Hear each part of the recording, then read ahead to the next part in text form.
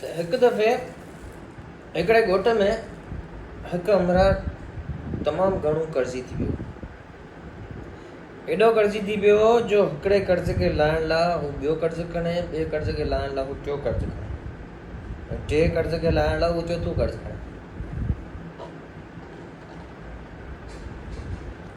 आख़िर ज़िंदगी खां बेज़ार थी करे ख़ुदकुशी करण जे रस्ते ते चढ़ी वियो ऐं जॾहिं ख़ुदकुशी करण जो सोचे ई पए तेसि ताईं मन में ख़्यालु आयोसि त हिकिड़े साधू जो ज़िक्र कंदा रहंदा आहिनि ॻोठ वारा, त जेको आहे हीउ ॻोठ में हिकिड़ो साधू आहे जेको अलाए घणनि माण्हुनि जूं जानूं बचायूं आहिनि, कुझु पंहिंजो ज्ञान ॾेई करे या कुझु पंहिंजी शक्ति सां या कंहिं तरीक़े सां बचायूं।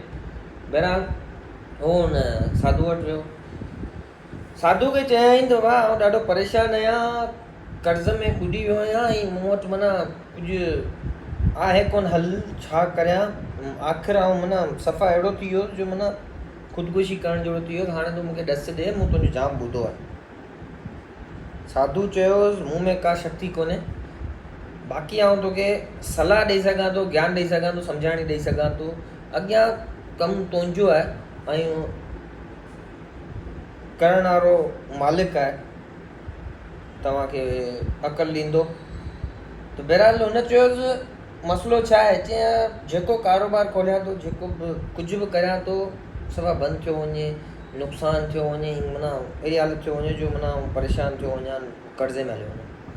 साधू चयोसि, पहिरीं ॻाल्हि त तूं अगरि को कमु करीं थो, पंहिंजी सचाई, ईमानदारी ऐं सुठाई सां कर। तुंहिंजी दुकान में जेको बि ग्राहक अचे थो उनखे वेलकम कर, मोस्ट वेलकम कर ऐं उन्हनि खे चयो बसि कंहिं शइ तां रोक टोक न कर। जेको शइ खणनि था उन्हनि खे एतिरो माना आदर भाव सां कर त ग्राहक ख़ुशि थिए, ऐं ग्राहक खे एतिरो उहो कर जो पंहिंजो मार्जिन घटि रख।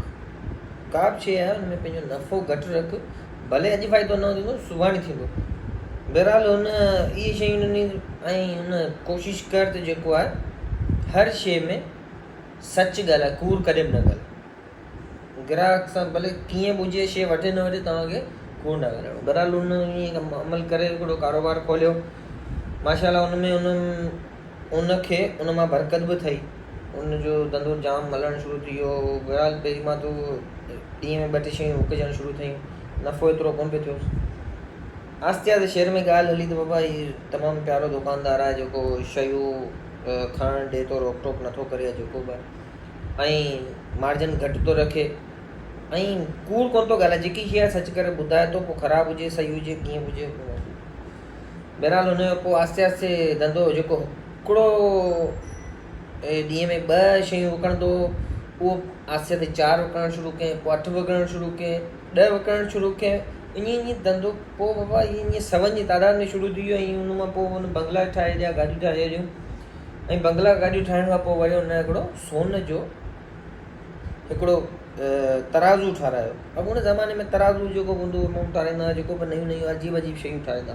बहरहाल हुन तराज़ू ठारायो ऐं हू तराज़ू खणी वियो हुन साधू वटि ऐं हुनखे चई, बाबा हाणे मूं वटि गंज थी वियो आहे, तुंहिंजी सलाह हुई, मूं मञियो, तूं आख़िरकार शइ ईअं ही हाणे ॿुधाए, तराज़ू मूं सोन जो ठाराइणो आहे ऐं हिनखे छा करिणो। हुन चयो, हीउ तराज़ू वञी दरिया में उछल। चई, बाबा तूं दरिया में चवंदे दरिया में उछलंदुसि, तूं मूंखे चईंदे आउं तुंहिंजे करे ठहियो आहियां, तुंहिंजे करे तबाह थी वेंदुसि। हू बिना सोचे कंहिं ॻाल्हि जे वञी तराज़ू सोन जो दरिया में उछलियो। दरिया में जॾहिं उछलियो आयो त जेको आहे वञी पंहिंजे धंधे ते लॻी वियो। वरी ॿिए ॾींहुं साॻियो दुकानदारी करे पियो, तेसि ताईं हू दरिया जे कप तां हिकिड़ो फ़क़ीर माण्हू गुज़रियो पियो, त उनखे हू सोन जो तराज़ू ॾिसणु आयो। ऐं अॻूणे ज़माने में ई शयूं घटि हूंदियूं, माण्हू नंढा, हाणे सोन जो तराज़ू ठाहिणु वॾी ॻाल्हि हूंदी।